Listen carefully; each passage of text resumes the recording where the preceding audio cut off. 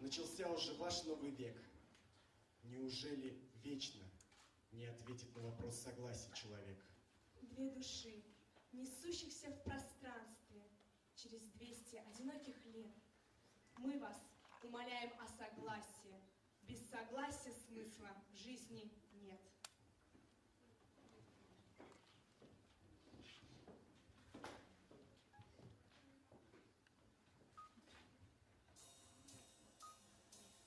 Дети 21-го столетия, начался ваш новый век.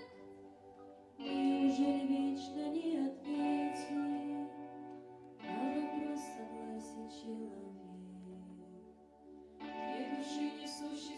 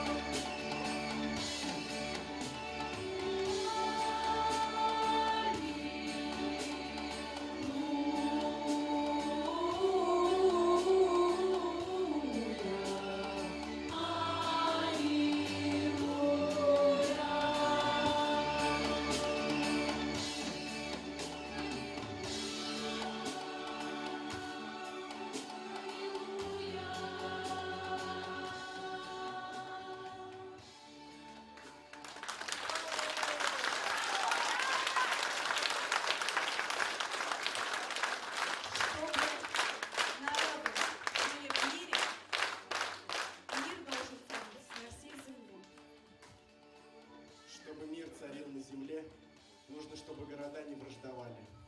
Чтобы в городах был мир, соседи должны находить общий язык. Чтобы между соседями был мир, нужно, чтобы в семьях царило согласие. Чтобы в семье был мир, каждый должен отыскать его